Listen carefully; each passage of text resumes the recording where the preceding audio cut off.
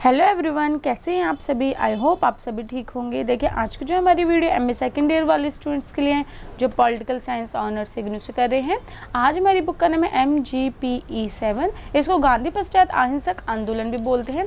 आज मैं आपको इम्पॉर्टेंट क्वेश्चन का पार्ट 2 कराऊंगी। पार्ट 1 मैंने पहले अपलोड कर दिया है और मैंने आपको 6 से 7 चैप्टर भी करा दिए हैं, तो प्लीज़ आप उसको ज़रूर देख लीजिएगा। उसके बाद ये इम्पॉर्टेंट क्वेश्चन का पार्ट 2 है, फिर मैं इसके बाद 2019 और 18 सॉल्व क्वेश्चन पेपर कराऊंगी। तो देखिए आज का हमारा फर्स्ट क्वेश्चन है महिलाएं और नागरिक अधिकार आंदोलन। तो इसमें आपको बताना है महिलाओं के जो नागरिक अधिकार आंदोलन उसके बारे में, और ये संयुक्त राष्ट्र संघ से रिलेटेड है क्योंकि संयुक्त राष्ट्र संघ की ही बात हो रही है इस पूरे चैप्टर में कि संयुक्त राष्ट्र संघ में महिला और नागरिक आंदोलन। तो आपका क्वेश्चन 2 प्रकार से आ सकता है, एक तो संयुक्त राष्ट्र संघ में महिला और नागरिक आंदोलन, एक महिला और नागरिक आंदोलन, बस ये 2 करके। तो चलिए इसका आंसर देखते हैं। तो देखिए इसमें ऐसे है कि औपनिवेशिक काल की अवधि के बाद और आज़ादी के बाद संयुक्त राष्ट्र संघ है उसने महिलाओं को मत अधिकार भी नहीं दिए थे और न सरकारी नौकरी में किसी प्रकार के अधिकार थे। और ब्रिटिश कानून से प्रभावित होकर जो वहाँ पे क्या होता था कि महिलाओं का जब विवाह हो जाता था तो वो अपनी पहचान भी खो देते थे और उनको पति की संपत्ति माना जाता था। तो इसमें ओवरऑल ये कि इसमें कहते यहाँ अमेरिका की जो बात हो रही है संयुक्त राष्ट्र अमेरिका की, तो वहाँ पे भी पहले महिलाओं के साथ भेदभाव होता था, कोई अधिकार प्राप्त नहीं थे, ना मत देने का अधिकार था, वोट देने का, ना आपको नौकरियों में अधिकार था सरकारी नौकरी में। और शादी हो जाती थी तो उसके बाद पति की ही संपत्ति माना जाता था, अपनी पहचान पूरी तरीके से खो दी जाती थी। और देखिए बाद में क्या हुआ कि महिला के स्थिति में थोड़ा परिवर्तन आया और 1848 में एक सम्मेलन हुआ था न्यूयॉर्क में। तो उसमें महिलाओं के जो अधिकार हैं उसको लेके बात की गई थी। और पहले ये जो संगठन है, ये जो महिलाओं को, ये पहले किससे जुड़ा था, दासता विरोधी आंदोलन से जुड़ा हुआ था। उसके बाद ये न्यूयॉर्क में एक सम्मेलन हुआ था 1848 में जो मैंने आपको बताया, तो वहाँ पे महिलाओं के अधिकार की बात की गई। देखिए गृह युद्ध के बाद क्या बता रहे हैं कि गुलामों को मुक्त किया गया। अमेरिका की बात करें हैं कि गृह युद्ध के बाद उसको तो मुक्त कर दिया गुलामों को, और जो अफ्रीकी अमेरिका थे उनके संविधान में संशोधन भी किया गया, परंतु महिलाएं के अधिकार में कुछ भी नहीं किया गया और ना महिलाओं को अधिकार मिला इसमें। और महिलाओं के अधिकार और उसके सशक्तिकरण के लिए अमेरिका लोकतंत्र में संघर्ष चलता रहा। उसके बाद एक 1920 में एक संशोधन हुआ, संविधान में एक संशोधन हुआ 19वें, उसमें महिलाओं के अधिकारों का फिर वहाँ पे जिक्र किया गया। और इसमें क्या बोला गया कि जो लिंग के आधार पर मतदान से वंचित कर रहे हैं महिला को, उसको असंवैधानिक माना गया कि महिलाओं को वोट देने का अधिकार नहीं होता, तो ये असंवैधानिक है। और बहुत सारी मांगों के लिए जो महिला का आंदोलन था महिलाओं का, वो जारी रहता था क्योंकि उनको और भी मांगे अपनी पूरी करवानी थी। और आगे चलकर उनकी कुछ मांगे पूरी भी की गई, जैसे कि 1923 में महिलाओं को समान अधिकार सुनिश्चित करने के लिए संविधान संशोधन प्रस्ताव पारित किया कि 1923 में क्या हुआ कि महिलाओं को जो समान अधिकार है वो देना का सुझाव या वो पारित हो गया। तो देखिए 1973 में क्या हुआ कि आधी सदी बीत गई थी, उसके बाद भी महिलाओं के लिए जो अधिकार की मांग थी वो अमेरिका कांग्रेस ने तो मान ली, परंतु जो राज्य होते हैं बाकी, उन्होंने उस पर सहमति नहीं जताई, जिसके कारण कि संशोधन जो था वो स्वीकृत नहीं हो पाया। और इन सब असफलताओं के बाद भी क्या हुआ कि महिलाओं ने अपना आंदोलन नहीं छोड़ा, वो चलता ही रहा। और इस कारण क्या हुआ कि महिलाओं की जो प्रति संवेदना बढ़ती रही कि लोग समझे हाँ महिलाओं को भी अधिकार देने चाहिए, मतलब कि उनकी भूमिका बढ़ने लगी हर चीज में। और आगे बहुत से फिर ऐसे संशोधन होने लग गए जिसमें महिलाओं को अधिकार मिलने लगा। और फिर 1963 में एक समान वेतन अधिनियम पास हुआ। उसमें क्या था कि लिंग जो भेदभाव के प्रति जो वेतन दिया जाता है उस पर प्रतिबंध लगाया गया, और जो लिंग भेदभाव होता है उस पर भी प्रतिबंध लगाया गया। 1964 में ये संविधान वो बना कि इस पर भी अब लिंग भेदभाव जो होता है उस पर प्रतिबंध लगाया गया।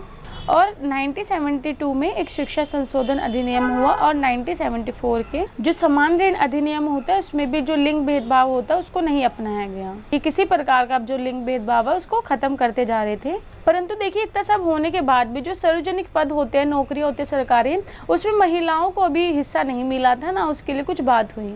और देखिए फिर वहाँ 1970 में क्या हुआ कि संयुक्त राष्ट्र अमेरिका में जो डेमोक्रेटिक पार्टी है उसने फिर क्या किया कि महिलाओं की जो सेक्सुअलिटी होती है, फिर गर्भधारण या गर्भपात जो होते हैं उसको लेके स्वतंत्रता की मांग की। और फिर आगे ये जो गर्भपात होता है या जो भ्रूण हत्या होती है जो भी है उसको लेके फिर जो मतलब कि कानून बनाए गए कि ये सब वैध है या अवैध है, ये सब चीज़ें इसमें बताई गई। तो आप पोज करके इसको पढ़ लेना।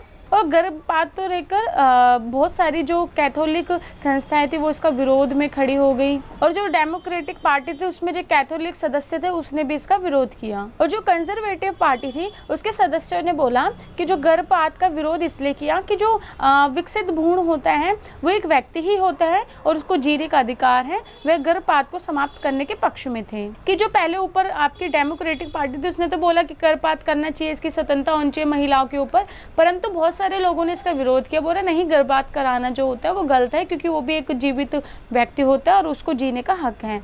और देखिए नीचे है समलैंगिकों के अधिकार, तो इसमें बस ये है जो आपके समलैंगिक होते हैं, जो गे होते हैं, उन्हों को भी अधिकार देने की बात की गई इसमें, क्योंकि देखिए उन्हों को पहले अधिकार नहीं दिए जाते थे किसी भी प्रकार के, उन्होंने बहुत संघर्ष किया इसमें, तो फिर बाद में उन्होंने क्या हुआ कि उनको अधिकार देने लगे, हर चीज़ में उन्हों की भागीदारी होने लग गई। और 1993 में जो सेना होती है उसमें भी जो समलैंगिक लोग होते हैं उन्हों को भी उसमें आने की अनुमति दी गई, उस पर प्रतिबंध हटा दिया गया कि अब समलैंगिक इसमें काम कर सकते हैं, ये चीज़ होने लगी।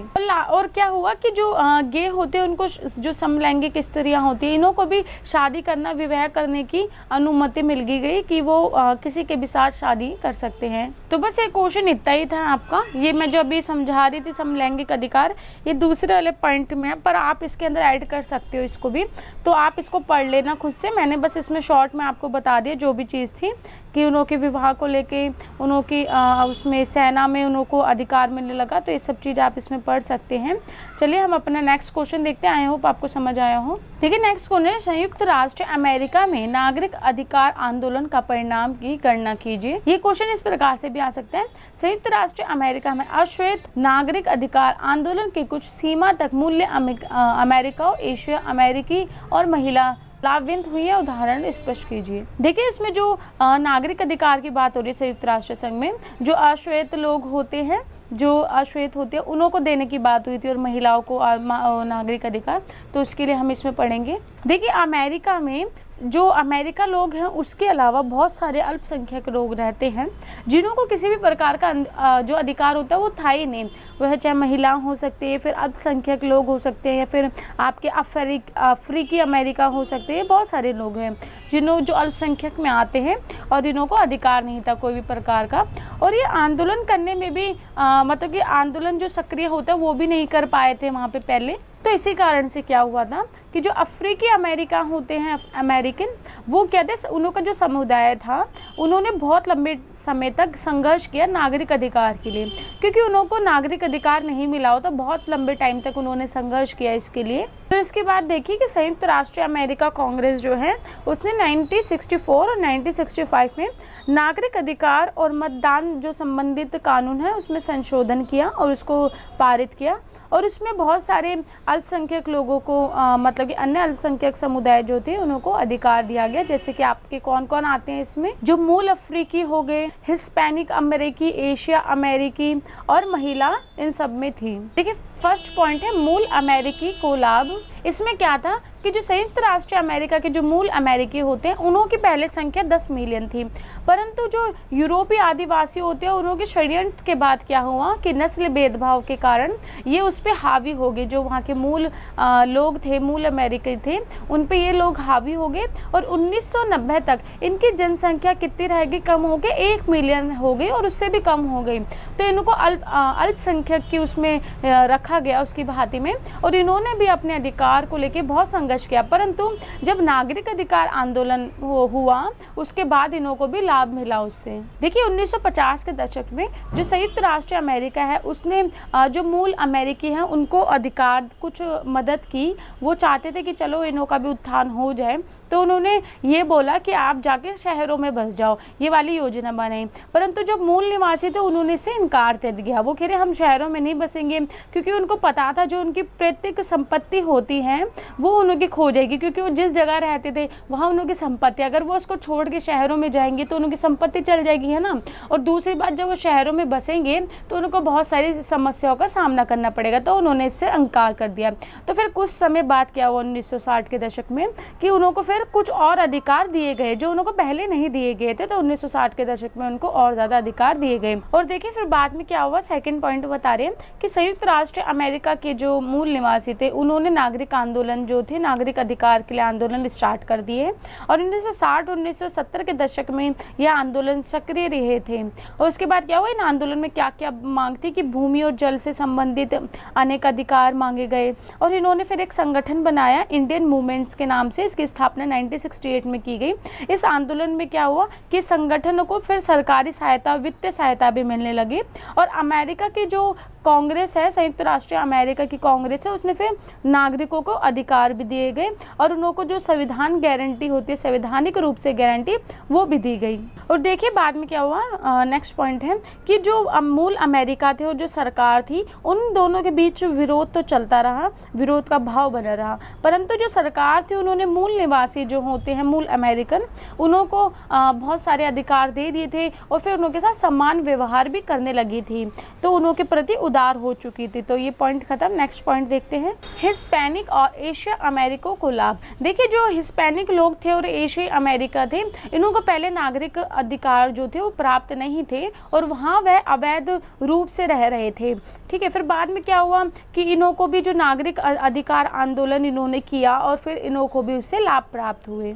देखिए नागरिक अधिकार आंदोलन जब इन्होंने किए तो जो संयुक्त राष्ट्र अमेरिका की कांग्रेस थी उसने 1986 में आप्रवास और सुधार नियंत्रण अधिनियम पारित किया, जिसमें कि जो आपके हिस्पैनिक थे इन्हों को अधिकार मिले और ये अब जो अवैध रूप से रह रहे थे अब ये वैध रूप से वहाँ के नागरिक बन चुके थे। परंतु जो हिस्पैनिक लोग थे उनके साथ अभी भी भेदभाव रहता था, क्योंकि देखिए उनको अंग्रेजी नहीं आती थी, अमेरिका नहीं आती थी, अमेरिका समाज में कैसे रहे, तो ये सब सीखने के लिए और अमेरिकी समाज में मुख्य धारा से मिलने के लिए इनकार कर दिया गया था, क्योंकि वह जो हिस्पैनिक थे वो अमेरिका ना सीखना चाहते थे और ना अमेरिकी समाज में मिलना चाहते थे। और इसके कारण ही वहाँ जो देशीय आंदोलन है उसका जन्म हुआ। और उसका कारण क्या हुआ कि उसका उद्देश्य था कि जो अंग्रेजी भाषा उसको संयुक्त राष्ट्र की राज्य भाषा बनाया था, क्योंकि क्या था कि लोगों की जो खुद की भाषा होती है उसको बिना ध्यान में रखे उन्होंने अंग्रेजी को वहाँ की वो जो राष्ट्रीय भाषा होती है, मुख्य भाषा बना दिया गया था। और देखिए जो आपके एशियाई अमेरिकी थे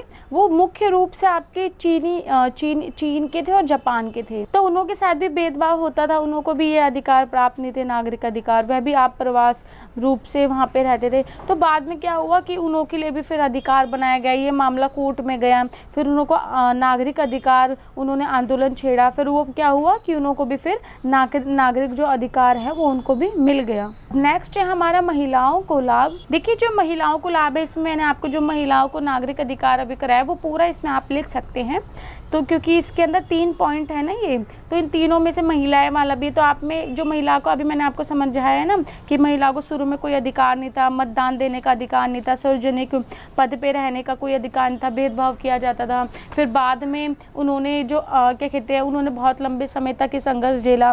फिर उन्होंने एक न्यूयॉर्क में महिला सम्मेलन हुआ जिसमें कि महिलाओं के अधिकार को लेकर बात की गई, तो फिर धीरे धीरे कैसे कैसे उनको मत के अधिकार मिलने लगे। तो ये सब चीज़ें आप लिख देना जो मैंने अभी आपको इससे पहले वाले क्वेश्चन में कराई है, तो ये क्वेश्चन भी हमारा यहीं समाप्त होता है।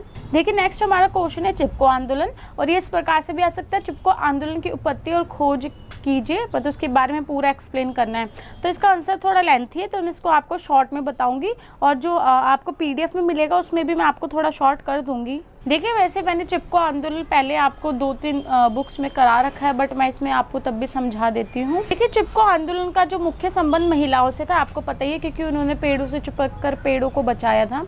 और देखिए ये कहाँ पे हुआ था, जो उत्तराखंड है उसके जो राज्य गढ़वाल है वहाँ पे ये हुआ था। और यहाँ पे जो भौगोलिक इसकी संरचना है वो बहुत ही दुर्गम थी, मतलब कि ठीक प्रकार की नहीं थी, क्योंकि यहाँ पे आपके भूकंप, बाढ़ और जो यहाँ की नदियाँ थी, आपदा, ये सब वहाँ पे आती रहती थी। वहाँ की जो स्थिति थी वो कृषि के अनुकूल नहीं थी। वहाँ पे ज्यादा क्या थे, वन थे, बहुत सारे वन थे वहाँ पे। और ये जो वन थे ये किस काम आते थे, जो वहाँ के स्थानीय लोग होते हैं वहाँ के चारा के रूप में काम आते थे, ईंधन के रूप में काम आते थे, फाइबर प्राप्त कर सकते सकते थे वो, तो उनकी वो जीविका का साधन था, उनसे वे अपने आमदनी कमाते थे। परंतु वहाँ पे लोगों के पास आमदनी का मुख्य सोर्स नहीं था कि वो किससे अपना आमदनी कमाइए, तो आज बस जीविका का साधन हो सकता है कि अपनी जीविका को चलाए, परंतु अच्छे से आमदनी जो मिले उसका उनके पास कोई साधन नहीं था। तो इसलिए जो पुरुष थे वहाँ कमाने के लिए बाहर चले जाते थे और महिला वहीं रहती थी, जो प्राकृतिक संसाधन है उनकी रक्षा करती थी, गाँव में रहती थी, ये सब चीज़। तो ये तो इसकी भूमिका में आ गया। नेक्स्ट अब पढ़ेंगे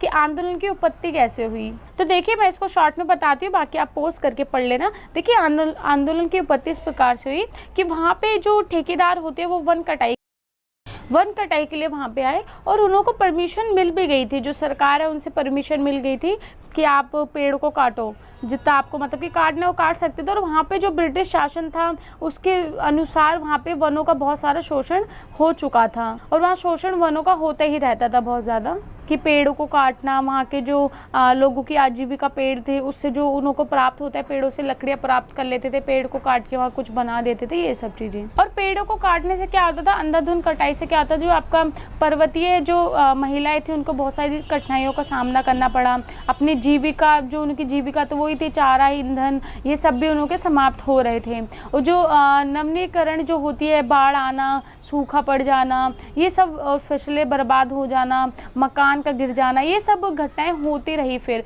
होने, क्योंकि वहाँ पे पेड़ ही सब कुछ थे और उससे से ये सब चीज़ें जुड़ी हुई थी। तो वहाँ कटने के बाद ऐसा सब होने लगा वहाँ।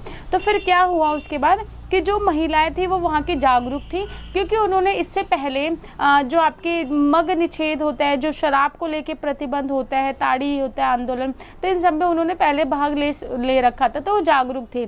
तो उन्होंने ये सब जब देखा कि पेड़ों की कटाई हो रही है तो पेड़ों से जाके चिपक गए थे और उन्होंने फिर ठेकेदार को पेड़ काटने से मना कर दिया, परंतु वो तब भी नहीं माने, तो वो वहीं उससे चुपके रहे और वो वहाँ से नहीं गए। और फिर उन्होंने एक आंदोलन टाइप का स्टार्ट कर दिया, तो फिर सरकार ने उनको मना किया और वहाँ से वो पेड़ नहीं काटे और वापस चल गए। तो इसी प्रकार से पूरा था।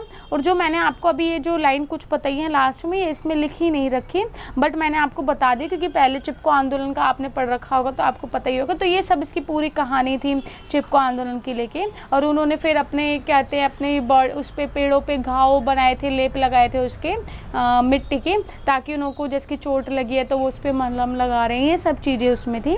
और तो देखिए इसमें अब कुछ आगे ये है कि जो आंदोलन में मुख्य जो व्यक्ति थे, जो इन्होंने संगठन स्टार्ट किया, जिन्होंने अहम भूमिका निभाई, तो उनके बारे में पढ़ लेते हैं।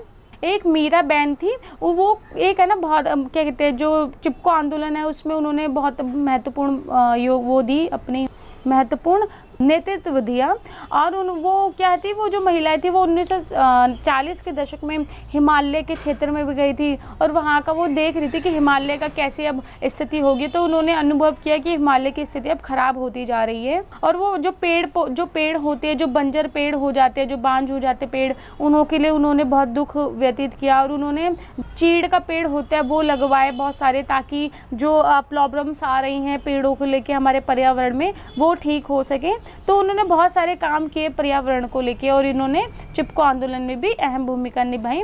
नेक्स्ट है सुंदरलाल। तो देखिए जो सुंदरलाल है वो सुंदरलाल जो मीराबेन के ही चिपको आंदोलन में सक्रिय कार्य कर रहे थे, उन्होंने भी जो समस्या का समाधान होता है उसमें योगदान दिया, चिपको आंदोलन में अपना मार्गदर्शन दिया। नेक्स्ट है सरलाबेन। इन्होंने देखिए ये जो लड़कियां होती हैं उनको शिक्षा के लिए वो किया कि आपको ग्राम सेवा जो होती है, आपकी आश्रम में आप कार्य करें और शिक्षा आपको मिलनी चाहिए। और जो इन्होंने संगठन बनाया एक महिलाओं को लेके, जो युवा महिलाएं होती हैं, और जो पर्यावरण को लेके इन्होंने जागरूक किया लोगों को। तो ये सब इन्हों की भूमिका थी। तो आप ये पॉइंट डाल के इन्हों के तीनों का नाम लिख के एक्सप्लेन कर सकते हैं। तो ये क्वेश्चन हमारे यहीं समाप्त होता है।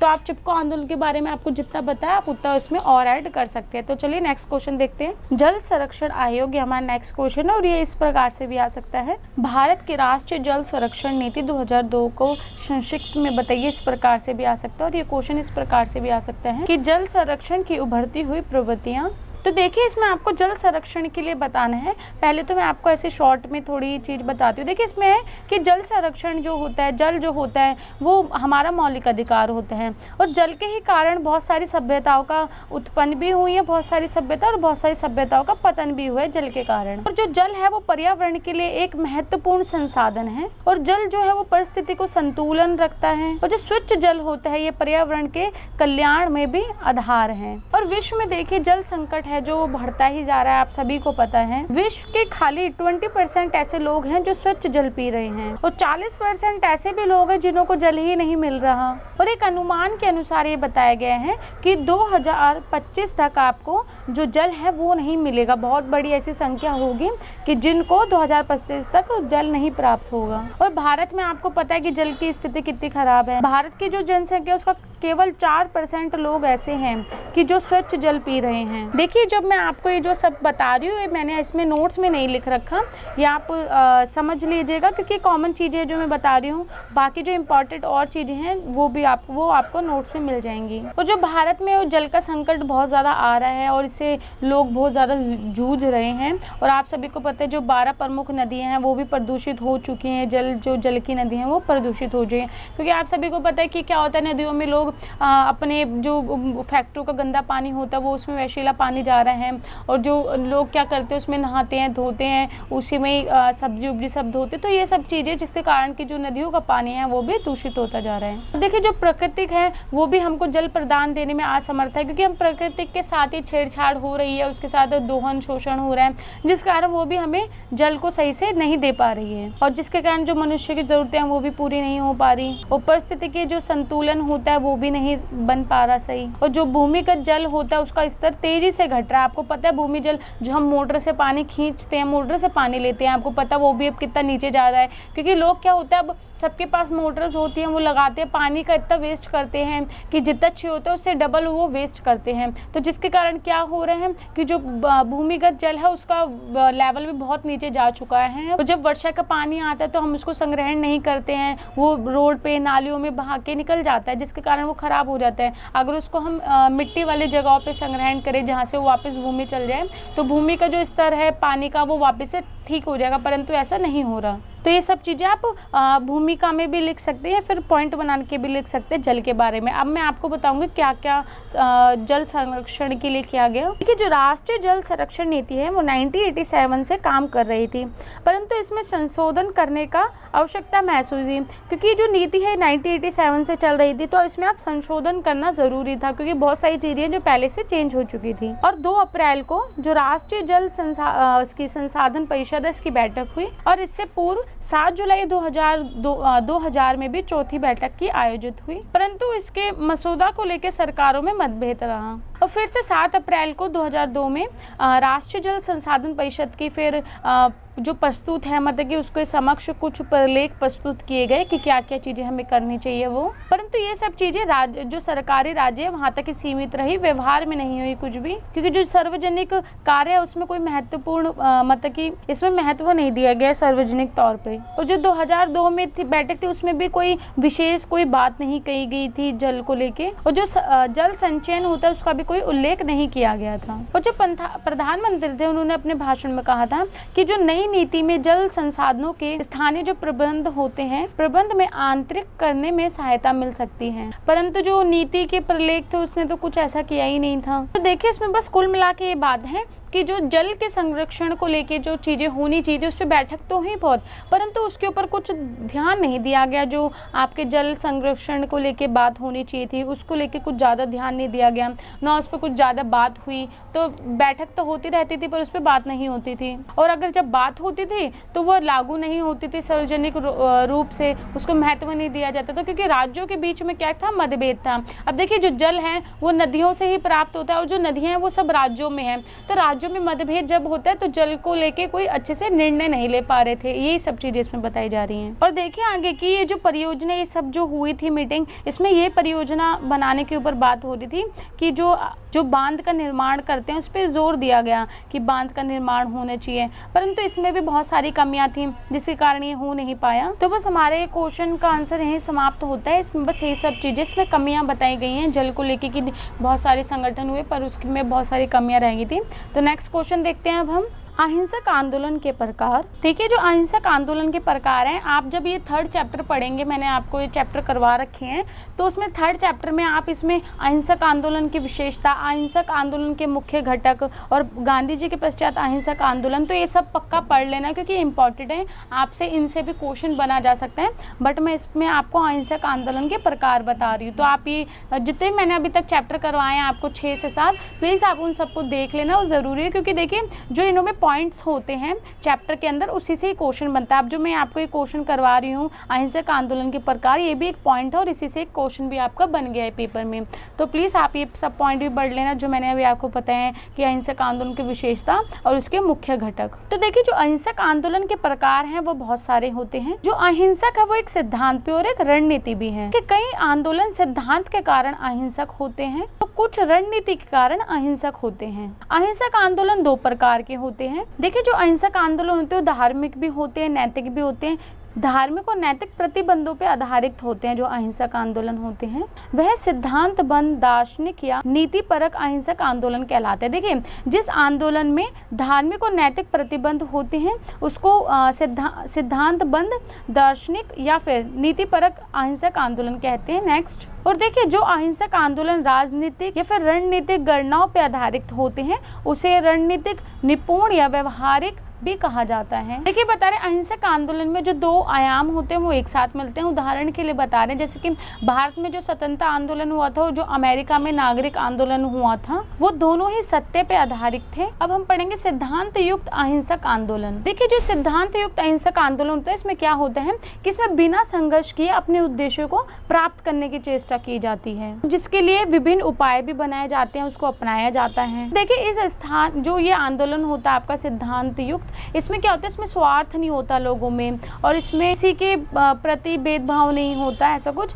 और इसमें कहते हैं आध्यात्मिक ऊर्जा ज़्यादा रहती है और इसमें लोगों को प्रेम, आत्मत्याग और जो सम्मान के स्थान पे देखा जाता है। इस आंदोलन में क्या होता है कि दूसरों को कष्ट देने की बजाय स्वयं को कष्ट देना अच्छा समझते हैं ताकि क्या होता है कि जो उनका उद्देश्य है वो प्राप्त हो सके। तो ये तो सिद्धांत युक्त अहिंसक आंदोलन हो गया। अब हम पढ़ेंगे रणनीतिक अहिंसक आंदोलन। देखिए इस आंदोलन में एक रणनीतिक बनाई जाती है और जो नैतिक होते हैं, जो आध्यात्मिक होते हैं, उन कार्यों को अहिंसक प्रतिरोध किया जाता है और प्रेम और आत्मत्याग के बिना भी ये जो होता है अहिंसक आंदोलन किया जा सकता है। देखिए ऊपर वाले में प्रेम, त्याग, दूसरों को सम्मान देना, खुद को कष्ट देना, दूसरों को कष्ट ना देना, ये सब था पहले वाले में तो, परंतु दूसरे वाले में इसका विपरीत है और इसमें ऐसे रणनीति चुनी जाती है जो अधिक प्रभावित होती है अहिंसक तौर पे। इसमें जो उपाय और जो रणनीति बनाई जाती है वो सस्ती भी होती है और जो जीन श्रॉफ थे वो इस ऐसे आंदोलन के समर्थक में थे। तो ये बस इतना से ही आपका आंसर, आप इसको तब भी पोस्ट करके पढ़ लेना। नेक्स्ट क्वेश्चन देखते हैं।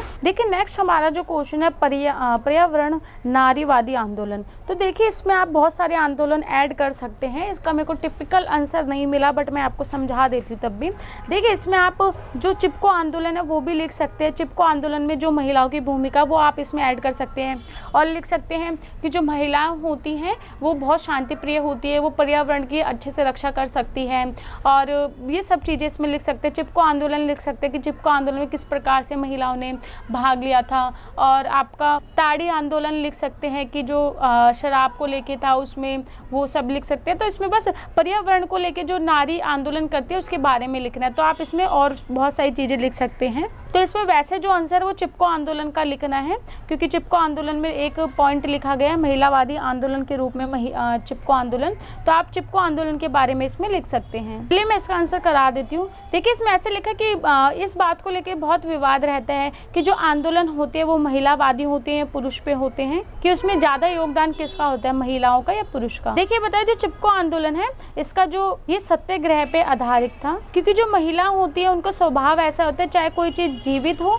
या निर्जीव हो, दोनों के प्रति वह निष्ठा रखती हैं। इसलिए इस आंदोलन को इको फेमिनिज्म कहा गया। जो डॉक्टर शिवा वंदना है उसने इस पे प्रकाश डाला। देखिए, जो नारी होती है, महिला होती है, उसको प्रकृति का अभिन्न अंग माना जाता है, और जो नारी होती है जीवन और आहार देती है। उसी प्रकार से जो प्राकृतिक होती है वो भी यही काम करती है। देखिए, बता प्राकृतिक शक्ति और ऊर्जा का प्रकटीकरण करती है, जिसके कारण ये हम अस्तित्व में आते हैं। सभी लोग जो अस्तित्व में आते हैं तो ये प्राकृतिक ऊर्जा कहलाती है। और आपको पता ही है प्राकृतिक में क्या क्या आता है, वन, सभी जीव, और आहार आपका हो गया, वृक्ष, नदियाँ, पहाड़, पशु पक्षी जन्म लेते हैं, ये सब इसमें हैं, और सभी को प्रकृति के साथ संतुलन में रहना पड़ता है। तो यह इसमें कह सकते हैं ये सब जो संतुलन है ये बिगड़ता जा रहा है, क्योंकि जो पुरुष है वो नारी पे हावी हो रहा है। जो महिलाएं हैं उनको परंपरागत वैज्ञानिक के रूप में देखा जाता है, जो प्राकृतिक आधारित जीव उत्पन्न करता है। तो महिलाओं का प्रकृति के साथ अटूट संबंध होता है, और यह संबंध आपसी प्रक्रिया, संयोग और नए जीवन के उत्पादन पर निर्भर करता है। परंतु जब से औद्योगिकरण है, पश्चिमी संस्कृति आई है और पुरुष प्रधान देश हुए, तब से ये सब चीज़ें खराब होती जा रही हैं। जो महिलाएं होती हैं उनका स्वभाव बहुत अच्छा होता है, इसलिए पुरुषों की बातें भी मान लेती हैं और प्रकृति का संरक्षण भी करती हैं। और जो पुराने आप प्राचीन ग्रंथ देखेंगे उसमें बहुत सी ऐसी सभ्यता है जिसमें नारी को महत्वपूर्ण माना गया है। और देखिए, बता रहे पर्यावरण को क्षति होती है तो महिलाओं पे भी बुरा असर पड़ता है इसका। और जो इको फेमिनिस्ट है वो बोलती है कि महिलाओं ने बहुत ज़्यादा संरक्षण किया है, मतलब कि उसको पर्यावरण को, और बहुत सारी समस्याओं का सामना भी किया है, और सीमा नहीं होती कार्य करने की, वो हर सीमा तक कार्य कर सकती हैं। और उन्होंने जो पर्यावरण सुरक्षा है और जो परिस्थिति की सुरक्षा, इसमें योगदान भी दिया है अपना। और बता रहे कि जो शासकीय कार्य होते हैं उनमें उनकी कोई भूमिका नहीं होती, जिसके कारण कि वो रचनात्मक कार्य नहीं कर पाती हैं। देखिए, महिला या महिलाओं के समूह का जो संयोग हुआ है आंदोलन में, इसको इको नारीवादी अधिकारवाद आंदोलन कहा जाता है। देखिए, जब पर्यावरण संरक्षण आप करते हैं तो बहुत सारे साधन आपको चाहिए होते हैं, जो एक बाधा के रूप में जब आपको साधन नहीं मिल पाते। परंतु जो ठेकेदार और जो वन काटते हैं और जो शोषण करते हैं, उससे बहुत कम है ये जो बाधाएं आती है संसाधनों को लेके। तो इसमें देखिए ओवरऑल महिलाओं के ऊपर ही बताया गया है कि महिलाएं जो होती है पर्यावरण को संरक्षण रखती हैं, वो बहुत सहनशील होती हैं, बहुत शांत स्वभाव की होती हैं, और कहते हैं पुरुषों से ज़्यादा वो पर्यावरण को सुरक्षा दे सकते हैं, क्योंकि वह खुद एक जीव उत्पादन करती है। बहुत सारी चीज़ें इसमें लिखी गई हैं, आप इसको पोस्ट करके पढ़ सकते हैं, बहुत ईजी लैंग्वेज है इसकी। ये बताया गया कि पुराने जो प्राचीन ग्रंथ हैं उसमें भी महिलाओं को महत्वपूर्ण माना गया है, परंतु जब से पश्चिमीकरण आया, औद्योगिकरण आया, इसमें महिलाओं की स्थिति खराब हुई है, इसमें पुरुषों को ज़्यादा महत्व देने लगे हैं। और चिपको आंदोलन के लिए फिर इसमें बताया कि किस प्रकार से चिपको आंदोलन में भी महिलाओं ने भाग लिया, और उनकी जो ये काम था ये सराहनीय, प्रशंसनीय था। तो ये क्वेश्चन हमारा यहीं समाप्त होता है। नेक्स्ट क्वेश्चन देखते हैं। पोलैंड में अहिंसात्मक सॉलिडेरिटी आंदोलन, ये क्वेश्चन इस प्रकार से भी आ सकता है, सॉलिडेरिटी आंदोलन की ऐतिहासिक पृष्ठभूमि बताइए। देखिए, बोला जो सॉलिडेरिटी आंदोलन है ये विश्व की प्रेरणादायक और अद्भुत घटना है। ये आपके पोलैंड में स्टार्ट हुआ था, परंतु जो इसका प्रभाव है पूरे यूरोप में पड़ा था, पूरे विश्व पे भी। और ये आंदोलन महात्मा गांधी जी के अहिंसात्मक नीति से प्रभावित था, परंतु इसको जो पहले ये स्टार्ट हुआ था, इसका जो इतिहास था वो हिंसक आंदोलन के रूप में था। और ये आंदोलन द्वितीय विश्व युद्ध के बाद और शीत युद्ध के दौरान ही चला था यूरोप में। यह आंदोलन 1956 में अक्टूबर में आरंभ हुआ। जो श्रमजीवी वर्ग होता है, जो बुद्धिजीवी वर्ग होता है, उसमें ये चल रहा था, और ये 1970 से 1976 तक चलता रहा। और देखिए 1956 में क्या हुआ था कि 75 लोगों को अपने जान से हाथ धोने पड़े थे। देखिए इसमें हुआ क्या था मुख्यतः कि 12 दिसंबर 1970 में पोलैंड की जो सरकार थी उसमें उपभोक्ता जो आपकी कीमतें होती है उसमें वृद्धि कर दी थी, सब चीज़ों में, किसी में तो 70% तक की वृद्धि कर दी थी। तो क्या होता, वहाँ के जो श्रमिक लोग हैं और जो कामगार लोग हैं उन्होंने इसका क्रोध आंदोलन मतलब कि विरोध किया था। और फिर क्या होता है, जो कामगार होते हैं, वहाँ के वर्कर्स होते हैं, उन्होंने क्या किया, प्रांतीय जो पार्टी होती है उसके मुख्यालय की ओर सामने मार्च किया। परंतु जो कामगार होते हैं, वर्कर्स है, उनको वापस से आदेश दे दिया गया कि आप अपने काम पे जाइए, जिसके कारण वहाँ दंगे होने लगे। वो उत्तेजित हो गए क्योंकि उनकी बात नहीं सुनी जाती, तो वहाँ दंगे उनके होने लग गए। और जो नगर मिलिशिया है उसने उनको रोकने का प्रयास किया, परंतु वह सफल नहीं हुआ। और देखिए उन कामगारों ने क्या किया कि हड़ताल की, परंतु पुलिस ने क्या किया, उनके ऊपर गोली चला दी और दोनों ओर से व्यक्ति मारे भी गए और घायल भी हो गए। इस घटना से क्या हुआ कि जो विद्रोह है वो और ज़्यादा हो गया और बहुत ज़्यादा क्रोधित हो गया, और लोगों ने जो काम करते हैं उन्होंने कहते काम को रोक दिया, बंद कर दिया और आंदोलन स्टार्ट कर दिया। और फिर जब ये आंदोलन हुआ तो पुलिस ने फायरिंग की और 13 लोग इसमें मारे गए। तो उससे क्या हुआ कि जो कामगारों का एक समूह था वो शहर की ओर चल पड़ा और उसने संघर्ष किया बहुत ज़्यादा, और फिर से 16 लोग मारे गए उसमें। और ये संघर्ष शुक्रवार तक चलता रहा। देखिए इसमें बहुत सारे बीच में नाम लिखे हैं, और शुक्रवार को, मंगलवार को हुआ, बहुत सारी चीज़ें लिखी हैं, वो सब आप पोस्ट करके पढ़ लेना। मैं इसमें ओवरऑल बता रही हूँ कि इसमें क्या क्या चीज़ थी, क्योंकि ये जो डेट टाइम ये सब चीज़ होती है एग्जाम में एग्जैक्ट याद नहीं आती है, तो इसलिए मैं आपको वो सब चीज़ें बता रही हूँ जो इंपॉर्टेंट है, जो आपको एग्जाम में याद भी रहेगी और आप लिख के भी आ सकते हैं। और ये जो हड़ताल हुई थी इससे जो वर्कर्स होते हैं उनको ये विश्वास हो गया था कि जो आंदोलन है हमारा ये राष्ट्रीय स्तर तक हो सकता है, इसलिए उन्होंने सरकार के सामने 21 मांगे प्रस्तुत की। उसमें से एक प्रमुख मांग ये थी जो श्रमिक वर्ग होता है उसको प्रताधिकार मिलना चाहिए, और उन्होंने ट्रेड यूनियन की भी मांग की थी इसमें। और ये जो मांग थी ये 1970 तक पूरी नहीं हुई, परंतु जो वर्कर्स थे उन्होंने एक नए युग का सपना देख लिया था। जो पोलैंड के प्रधानमंत्री थे उन्होंने जो वर्कर्स थे इन्हों के विरुद्ध कार्रवाई का मार्ग अपनाया, जो उनके लिए बहुत महंगा साबित हुआ। उनको अपने पद से ही हटना पड़ा, क्योंकि उन्होंने ऐसे शस्त्रों की अनुमति दे दी गई थी जिसके कारण कि इनों के ऊपर जो कामगार होते वर्कर्स उन पर बुरा प्रभाव भी पड़ा था, उनों की जान चली गई थी। तो उसके कारण जो प्रधानमंत्री उसको अपने पद से हटना भी पड़ा। तो ये जब ये सब चल रहा था आंदोलन, तो इसमें क्या हुआ कि एक मीटिंग हुई जो प्रताधिकारी होते हैं, जो कामगार होते हैं उनों के बीच में, और वहाँ पर फिर देशभक्ति के भाषण दिए जाने लग गए, जिससे कि हड़ताल के ऊपर और ज़्यादा दबाव पड़ा। तो इन सब आंदोलन में क्या हो था कि जो आपकी सरकार है वो सरकार बेबस नज़र आ रही थी, क्योंकि वो कुछ कर नहीं सकती थी। और जो कामगार की जो आपके वर्कर्स थे उन्हों की जो मांगे थी वो उन्हों को माननी पड़ी। तो इसलिए क्या हुआ कि उन्हों की मांग जब माननी पड़ी तो पुराने मूल्य पे वापस जो वस्तु होती है उनको पुराने मूल्य पे वापस कर दिया गया। जो उन्हों की महंगाई कर दी गई थी वो वापस से नॉर्मल कर दी गई। जो वर्कर्स थे वो चाहते कि एक अच्छा हमारा समाजवाद हो, परंतु वापस से 1976 में जो उपभोक्ता वस्तु है उसकी कीमत को बढ़ा दिया गया, और इस बार 69% चीनी की कीमत 100% बढ़ दी गई थी। तो इसके परिणाम स्वरूप क्या हुआ कि जो वर्कर्स होते हैं उन्होंने जून में पूरे देश में काम बंद कर दिया गया था, और शीघ्र ये जो निर्णय था सरकार का उन्होंने वापस ले लिया, क्योंकि जो वर्कर्स है वही काम नहीं करेंगे तो कैसे चलेगा। तो सरकार ने वापस से ये निर्णय ले लिया कि जो चीनी और जो इन सब की कीमतों में बढ़ोतरी हुई थी तो उसको चेंज वापस कर दिया गया। तो इसी प्रकार से जो बुद्धिजीवी वर्ग होते हैं वो इसकी सहायता से समाज में परिवर्तन लाना चाहते थे, और आगे चलकर जो साम्यवादी सरकार है उसका तख्ता पलट कर दिया। तो ये क्वेश्चन इसमें ओवरऑल यही है कि जो वर्कर्स थे उन्होंने किस लिए आंदोलन किया था, क्योंकि जो चीज़ें थी जो वस्तुएं होती है उनमें वृद्धि के कारण, और उन्होंने वृद्धि भी तो कितनी ज़्यादा हो रही थी 70%, 80%, 100%। तो इसलिए लोग तो फिर आंदोलन करेंगे ही। तो वर्कर्स ने आंदोलन किया, उसमें बहुत सारे लोगों की जान भी चली गई, पुलिस ने फायरिंग की, तो ये सब चीज़ें इसमें हो रही थी। तो फिर लास्ट में क्या हुआ कि जो सरकार थी विवश थी, वहाँ के प्रधानमंत्री भी अपने पद से हट गए, क्योंकि उन्होंने कहते हैं इसके ऊपर वाली कार्रवाई की, वाली जो मतलब हिंसा टाइप की, तो इसलिए वो अपने पद से भी हट गए। तो इसी प्रकार से क्या हुआ कि सरकार विवश होकर इनकी बातों को मान लिया, और मानने के बाद भी फिर तो कुछ टाइम बाद फिर से महंगाई कर दी गई। तो सारे वर्कर्स ने पूरा देश के जो काम होते हैं वो बंद कर दिए, जिसके कारण ये वापस ले लिया गया। तो ओवरऑल इसमें बस इतना ही था, बाकी आप पोस्ट करके पढ़